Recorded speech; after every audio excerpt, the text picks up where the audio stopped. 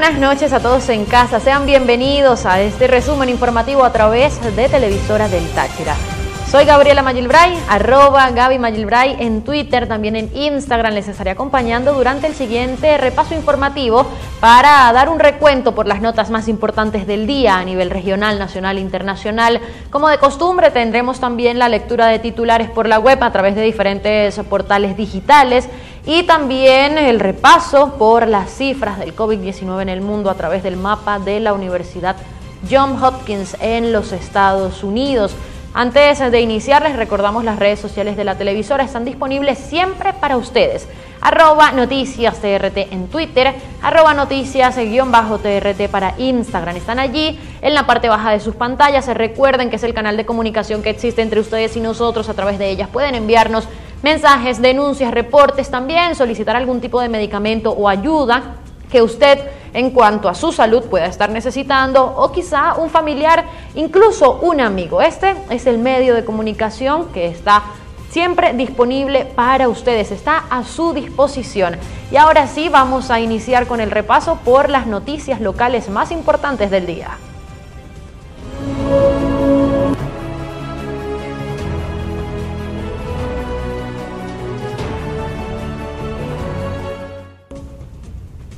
Desde hace varias semanas, e incluso podríamos decir que desde hace 2 meses para acá, hemos visto cómo los grupos de caminantes arriban a territorio tachirense con la finalidad de llegar hacia Colombia, bien sea para tener a este como un país de tránsito o para establecerse allí, trabajar y de esta manera enviar dinero a sus familiares en Venezuela, o simplemente para buscar un sustento que les permita mantenerse a ellos mismos.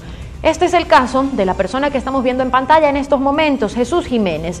Él camina de Valencia a Colombia con los zapatos deteriorados. Jesús Jiménez es de la ciudad de Valencia. Tuvo que partir hace 4 días y ya se encuentra caminando rumbo a Colombia, donde espera conseguir un trabajo y con esto poder enviar dinero a su familia.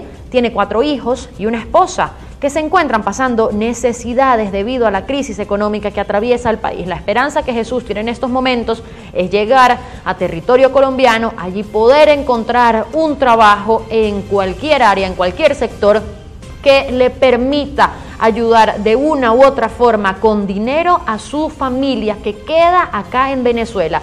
También está el caso de otros ciudadanos, de otros migrantes que deciden partir todos juntos, familias completas. Hemos visto a bebés de brazos que sus madres los llevan, los cargan, papás, niños de 5, 6, 8, 10 años, adolescentes, también personas de la tercera edad que caminan desde el centro del país en búsqueda de un mejor futuro en otra nación, luego de haber pasado toda su vida en Venezuela. Y por otro lado, vamos a tener ahora imágenes en pantalla de cómo se encontraba el río Táchira este viernes. A través de la cuenta en Twitter de la periodista venezolana Sebastiana Barraez se informó sobre el colapso de varios puentes improvisados que atravesaban el río Táchira y conectaban a las ciudades de San Antonio en Venezuela con Cúcuta en Colombia. Barraez precisó que los pasos eran empleados por personas que necesitan cruzar a suelo colombiano para comprar alimentos o medicamentos, también por aquellos que desean irse del territorio venezolano. Según la comunicadora, tras el desplome, los maleteros, las personas que ayudan a transportar el equipaje o cualquier cargamento de quienes cruzan la frontera, pasan a la gente en el lomo, así como ustedes lo están viendo en pantalla. No solo lo hacen con las personas, también con la mercancía, algún tipo de maletas, todo. Esta es la manera en que lo están trasladando de un punto a otro, esto en la frontera.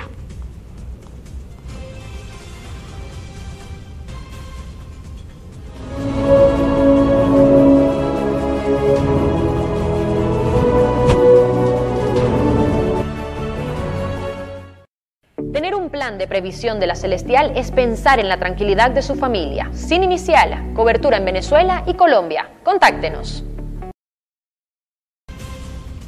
A nivel nacional, la abogada Tamara Sujú informó que la Corte Penal Internacional encontró fundamentos razonables para creer que en Venezuela, en territorio nacional, se cometen crímenes de competencia de dicha Corte, es decir, crímenes de lesa humanidad.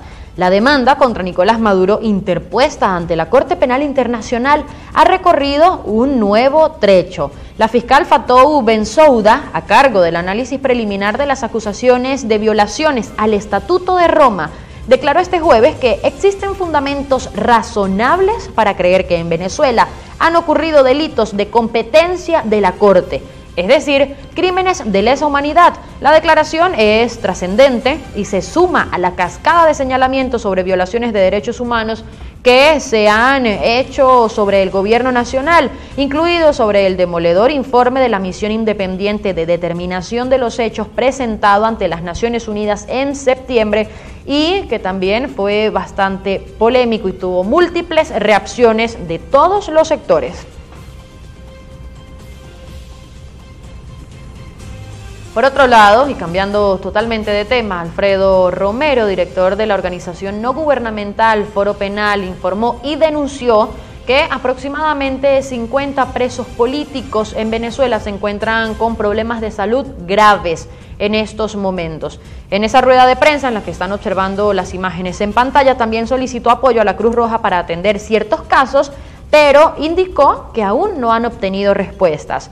Se sigue produciendo el efecto puerta giratoria. Mientras excarcelan personas, se encarcelan otros. A veces, incluso son los mismos, expresó. Romero lamenta que al día de hoy en Venezuela sigan ocurriendo desapariciones forzadas, entre las que destacó la detención de un médico en Maracaibo, cuyos familiares aún no tienen información de su paradero.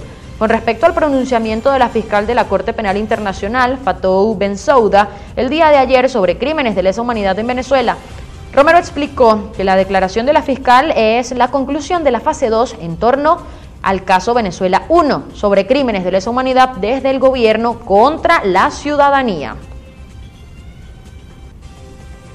Y este viernes, en horas de la madrugada, también se produjeron inundaciones en Higuerote, Estado Miranda. Los usuarios, los habitantes de esta zona publicaron a través de redes sociales imágenes, videos, específicamente en Twitter, donde se podía observar las condiciones en las que se encontraba la ciudad.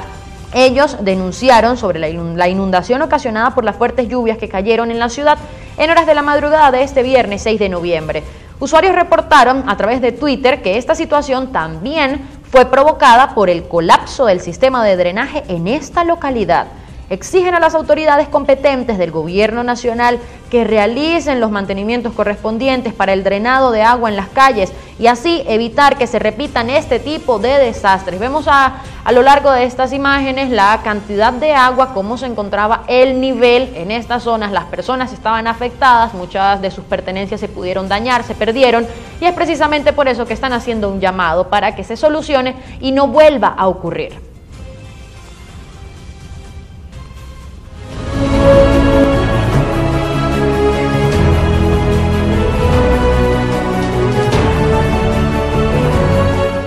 La Televisora del Táchira te ofrece planes publicitarios para hacer que tu marca o negocio crezca. Anímate y forma parte de nuestra cartera de clientes. Juntos llegaremos a más personas. Contáctanos a través de nuestras redes sociales. A nivel internacional, iniciamos nuestro repaso por la situación de la pandemia del COVID-19 en el mundo. Y comentamos que China ha decidido establecer nuevas medidas en su país para evitar contagios por coronavirus. En este sentido, ellos han decidido negar la entrada actualmente a su nación a aquellas personas que vengan provenientes de países altamente o gravemente afectados por el coronavirus. No pueden entrar a China. El gobierno del gigante asiático ha prohibido la entrada en su territorio a viajeros extranjeros procedentes de Francia, Italia y varios países más que se encuentran gravemente afectados por el coronavirus. En su mayoría son países europeos, que es donde se está enfrentando esta segunda ola del COVID-19. La medida se aplicará incluso a personas que están en posesión de visados o permisos de residencia válidos. Pekín tomó la misma decisión hace algunos meses, cuando comenzó a expandirse sin control la pandemia de COVID-19 que tuvo su origen en la ciudad de Wuhan. Allí se detectaron los primeros contagios en diciembre del año 2019. Ya vamos a cumplir un año con la pandemia en nuestras vidas. El veto temporal de acceso preocupa a las autoridades comunitarias. Así, en el seno de la Cámara de Comercio de la Unión Europea se interesan por la suerte que corren los ciudadanos que pueden residir legalmente en China y que quedaron atrapados fuera del país desde que se impusieron medidas similares a finales de marzo. Estas personas, pese a tener todos sus papeles en regla para poder entrar al país, es decir, a China, no pueden hacerlo en estos momentos porque son medidas que se han impuesto ahora mismo para preservar la salud o tratar de mantener estable la situación sanitaria del país. Y en más noticias relacionadas al COVID-19, Portugal, el Congreso de este país más bien ha impuesto o ha decretado un estado de emergencia que estará vigente de manera inicial por 15 días. Esto con la finalidad de contrarrestar los efectos negativos que ha tenido el COVID-19 en su nación. El Parlamento portugués aprueba la declaración del estado de emergencia. La medida, que entrará en vigor el 9 de noviembre y tendrá un periodo inicial de validez de 15 días, allana el camino a la imposición de nuevas restricciones de movilidad para contener la pandemia de coronavirus. Portugal se encuentra actualmente en estado de calamidad, el segundo nivel más alto dentro de las medidas excepcionales contempladas en la Constitución lusa. Sin embargo, el gobierno de António Costa había solicitado expresamente ampliar el margen de actuación del Ejecutivo tras el empeoramiento de las cifras de contagios y fallecidos en el país. Es una de las medidas que se ha tomado para tratar de controlar la situación sanitaria allí.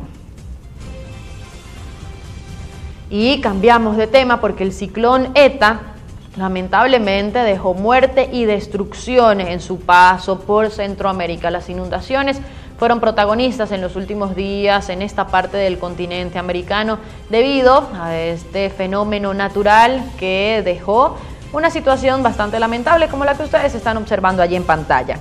Centroamérica, aún afectada por el mal tiempo, evalúa este viernes la destrucción provocada por el ciclón ETA, que dejó decenas de muertes, casas soterradas, ríos desbordados y deslaves de cerros, antes de dirigirse nuevamente hacia el Caribe. Los países del Istmo se mantenían cubiertos de neblina o con lluvias leves este viernes. Un alivio después de que los aguaceros que provocó y a los cuales tuvieron que enfrentarse en las últimas horas ETA en la región desde este martes, cuando tocó tierra en el Caribe, norte de Nicaragua, como un potente huracán de categoría 4. El ciclón salió del norte de Honduras la tarde del jueves, convertido en depresión tropical, y volvió al Caribe, donde podría fortalecerse nuevamente a tormenta tropical mientras avanza hacia Cuba. Esto según las proyecciones del Centro Nacional de Huracanes de los Estados Unidos.